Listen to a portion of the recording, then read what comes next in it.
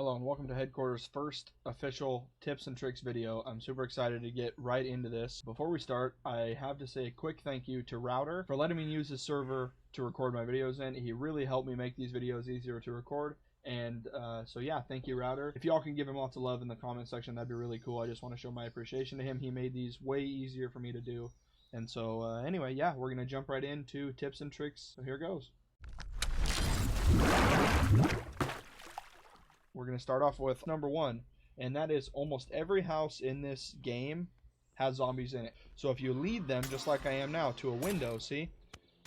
They have to break through 2 barriers to get through the window. Once they break through, it's pretty easy. You can just kill them with your bare fist. It's not the hardest thing to just punch them. And then you'll do what I'm doing right now, which is called a stun lock. If you continuously hit them over and over again, you'll do what's called a stun lock. And so I'll show that to you again now, if I can find another one in here. There's one. So see, they have to break through 2 barriers of window. And then by the time they break through, you get them in what's called this stun lock. They may be able to hit you. 1 hit from a zombie takes away 9 health. And so yeah, they may be able to hit you. And now you can loot their body or do whatever you need to do to heal yourself. Now that we're in a house, you've successfully broken into a house. That leads me to my second tip, which is don't overstock on food. You don't need to have more than the basics, because when you spawn into a world, your calories will be at the maximum limit. And you can check your calories by pressing F, and it is this symbol right here. Press F and this will pop up. The little fork and knife symbol will come up showing you how many calories you have. When you first start a server, that should be full. Therefore, you don't need to stock up on any food for the first night. Instead, you can keep an eye out for slightly more helpful things like first aid kits or weapons or things of that nature, where maybe you don't need additional food at the time. Which is actually what brings us to tip number 3, is some items in the game are slightly rarer than others. So I recommend picking up those items over, you know, the more common like food and things that you can get at any time. Search couches, like I said before, or tents also have rags, so you can make bandages and things like that, because chances are you're going to get hurt sometime throughout, okay? And so some of the more rare things are those first aid items. Also, looting scrap metal is beneficial because that's a crafting component for many, many things in the game. And you can find scrap metal in vehicles like this, these abandoned, like non-repairable vehicles. You just walk up anywhere on the vehicle, hold E, and you can find, see, 1 scrap metal. There are also several tools in the game that are much harder to find, that are uncraftable actually, so they are very difficult to find. One of them being, I just saw one a minute ago, an adjustable wrench. Adjustable wrenches come in very, very, very handy for later game when you get a vehicle and things like that and you need to repair your vehicle, if that makes any sense. Also, some crafting items require you to use the adjustable wrench, and you can check that just here. Bear traps, barricades, sheet metals, and window bars, propane traps, things like that. You must have this wrench to be able to craft. And so if you ever want to craft those things, having a wrench is very important. I'm not saying that they're rare, however, they're much more rare than some items are. Another one of the most rare items that I have been able to find are pliers. Pliers will allow you to craft a cleaning kit. If you have firearms early on in the game, then a cleaning kit is something that is very important to have, because if your weapon goes below a certain percentage of durability, your weapon will break and be unusable. Beyond that point, you won't be able to repair it, and it will be something you cannot use. Another thing to say about that is before they become unrepairable or completely damaged, they will jam much more often, making it very inconvenient to use whatsoever in the first place. And so pliers, dang it. In order to craft a cleaning kit, as you can see here, is you just go up here, type in cleaning kit, you will see, it says right here, you need wire spool and clean rag. So to show you how cleaning kits work, cleaning kits are used to repair your weapons and repair 50% of your weapon's durability per use. So to use your cleaning kit, simply go to your inventory, go to the weapon you intend to clean, and you can click clean right here. As you can see, it's at 24% now, 50% cleaner. Does that make sense? And so we can do it on this one too, which is at 58%. So 1 clean should repair the gun fully. That's why it's always smarter also to wait to repair your gun until it gets closer to the 50%, because if you repair a gun that's at 70%, you're only using 30% of the usability of that cleaning kit. So it's smarter to wait. Don't let it go so far, though, that your weapon starts to jam and could potentially get you killed. Some more examples of items that are slightly rarer to find over, you know, things like bandages or food and things like that are compasses, draw knives, adjustable wrenches, I already said that one, and siphons. Siphons are also pretty handy to get you fuel for the future. So now we'll move on to tip number 4, aim for the head. What aiming for the head will do instead of aiming for the body. So we'll let him come out the window, like I said before. Come on, all the way, buddy. And so with this guy, we'll just go for the body. We'll specifically aim for the body. I might have even got him in the head there. So it looks like 4 shots, right? With a combat knife. That's just standard combat knife. Let's find another one. Yeah, we'll get one of these guys to come out. There we go. I'll open the door for him this time. So now we'll try to aim specifically for the head. See, 2 shots now. I cut my time in half. That one I think was a body. But see, 3 shots. When you aim specifically for the body, you will end up doing less damage even with melee weapons. I know, again, it sounds ridiculous, but so many times people don't pay attention to where they're stabbing or what they're doing. See, that was 4 shots to the body. And so people don't pay attention, and that could mean the difference between, like I was doing a little breakdance there, that could be the difference between getting yourself killed or not. So, alright, so now this will bring us to step 5. Now that you've gotten quite a bit of resources and things like that, maybe some stuff that you don't want people to steal necessarily, you can now focus on tip number 5, which is looking for player storages. You've probably collected quite a few things, and now you can start looking for the more advantageous things to keep your stuff safe, such as utilizing lock kits to create personal storage. And I'll show you how to do that in just a second here.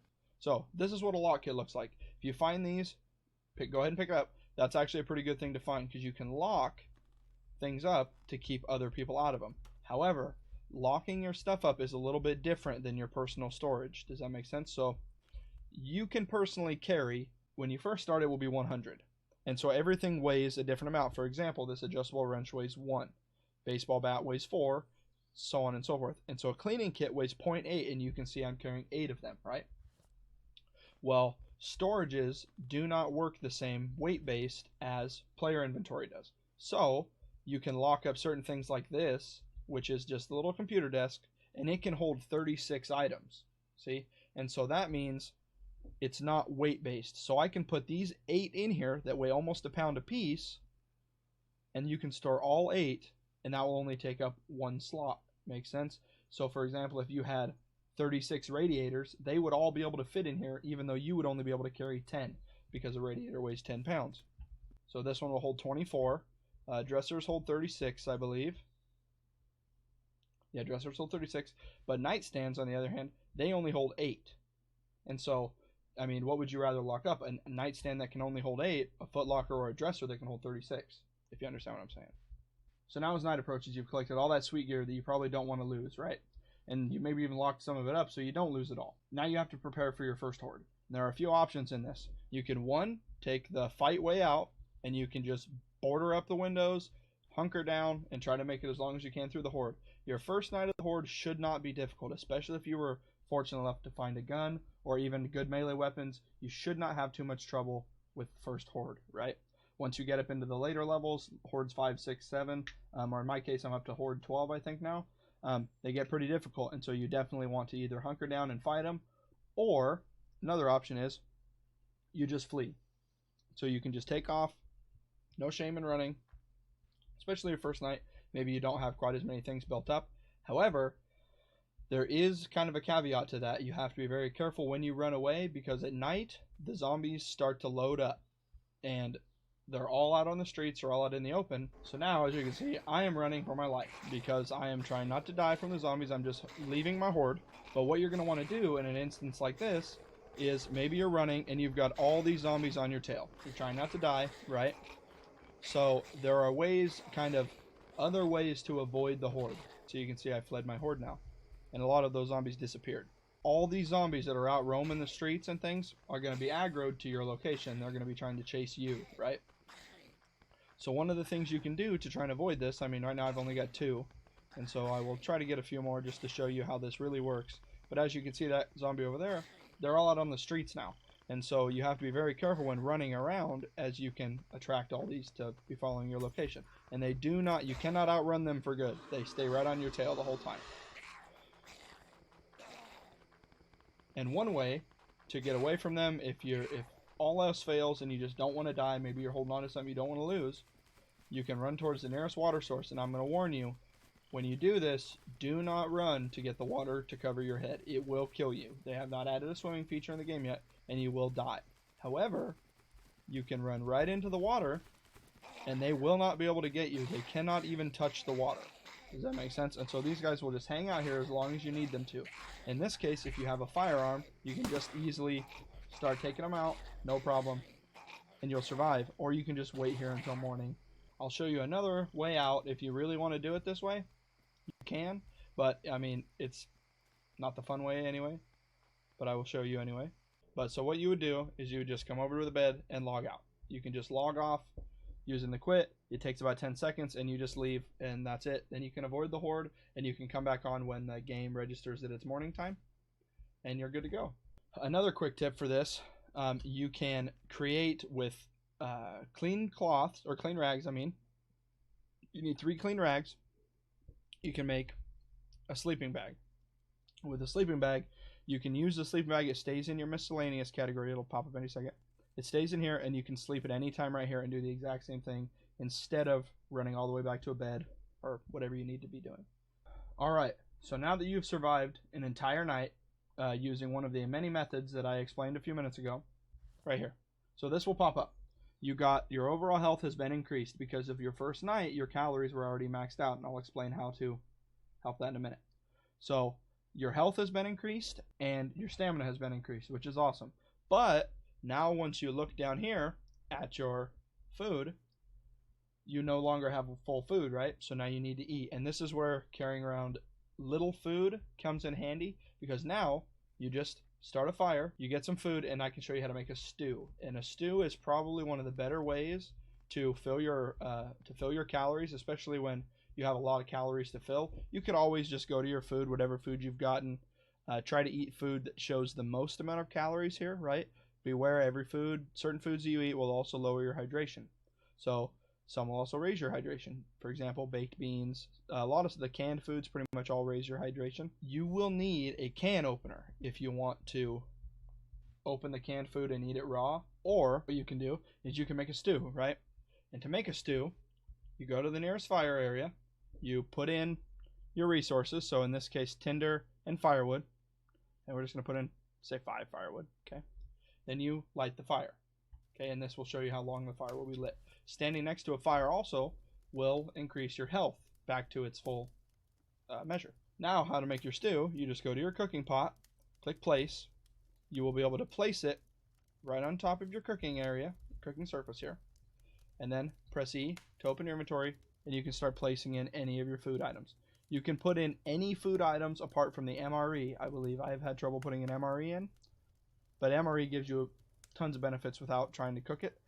The canned foods is what I like to load up first, because crackers and cupcakes and things like that can be eaten outside of needing the cooking stove or a can opener. However, adding all of these will increase the benefits of your stew. Adding items like cat food or dog food will reduce the quality of your stew and in turn give you a chance to receive sickness, some type of disease, which are something you probably don't want to tango with, right? Wait till it's hot to get the full benefit, and then just hold E, and as you can see, your calorie count will increase, as well as your hydration from stew. As you can also see, another benefit from surviving a night with full calories is your carry weight will increase. So now you can carry 10 pounds more, which means you can carry 1 additional radiator for all you radiator hoarders out there. And so the final tip that I have in this video for surviving the nights is probably the most important tip out of every tip that's going to be in all of my videos. It's very simple. It will actually guarantee you to survive one night if you click on it anyway. Maybe not guarantee, but it will increase your survival rate by 99% anyway, okay? Are you ready for this? It's very easy. All you have to do is subscribe to this channel and like the video. Okay, that's it. It's not even hard. It's super simple, right? If for some reason you've liked and subscribed and you didn't survive afterwards, comment down in the comment section, what the heck, dude, I didn't survive, I suck at this game, and I'll explain how bad you suck. It's no big deal. No, but on a serious note, thank you guys for watching the video. I really appreciate it, and if you guys wouldn't mind subscribing to the channel, it really helps me out. It really helps me know if people like watching these videos, if people don't like watching these videos. These are some of the most basic tips to get you through the night. Anyway, if you want to see some slightly more advanced stuff, come back for tomorrow's video, where I will be explaining how to get a guaranteed firearm, some guaranteed ammo, some attachments, things like that, as well as a little advice on different vehicles in the game, and a ton more stuff. So thank you, and I hopefully will see you guys tomorrow. So come on back, and yeah, bye for now.